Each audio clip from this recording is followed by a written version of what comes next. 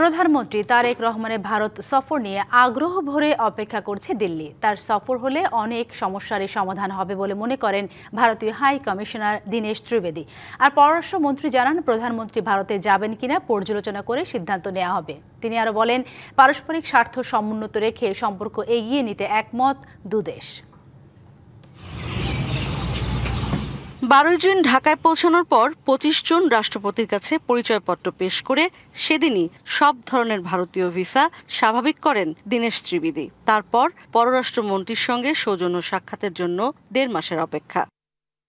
অবশেষে বুধবার বিকেলে পররাষ্ট্র মন্ত্রণালয়ে সাক্ষাৎ করেন পররাষ্ট্রমন্ত্রী ও প্রতিমন্ত্রীর সাথে। সাংবাদিকদের বলেন, খুব ভালো এবং ফলপ্রসূ প্রথম সাক্ষাৎ। ব্রিক্সে প্রধানমন্ত্রীর আমন্ত্রণ বা দ্বিপক্ষীয় সফর যেটাই হোক, ভারত অপেক্ষা করছে আগ্রহ ভরে। গঙ্গা চুক্তি নবায়নের মতো ইস্যুগুলোও সমাধান হবে দুদেশের সম্পর্ক এগিয়ে গেলে। এটা একটা কার্টসি কল ছিল, আর কার্টসি কলে যা কার্টসি হয়, একটা মিটমাট হয়, আর there is no problem which cannot be sorted out with the mutual understanding. Ultimately, at the end of the day, it is people.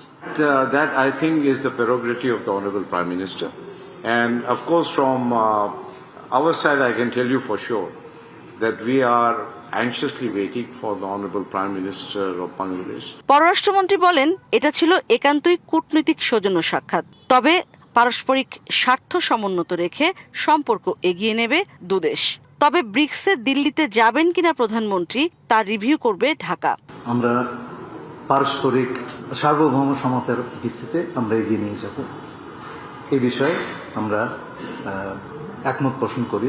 কোনো বিশেষ বিষয়ে আমাদের কোনো দীর্ঘ আলোচনা হয়নি। একাধিক দাওয়াত আছে, সবগুলিতে ওনার সময় ধরে উনি জেনারেল অ্যাসেম্বলিতে যাবেন নিউ ইয়র্কে, সব কিছু আমাদের সমন্বিতভাবে দেখতে হচ্ছে। বৃহস্পতিবার যুক্তরাষ্ট্রের দক্ষিণ ও মধ্য এশিয়া বিষয়ক বিশেষ দূত সার্জিও গোর প্রথম বাংলাদেশে আসছেন। তিনি ইতিবাচক ধারণা নিয়ে ফিরবেন বলেও এক প্রশ্নের উত্তরে জানান পররাষ্ট্রমন্ত্রী।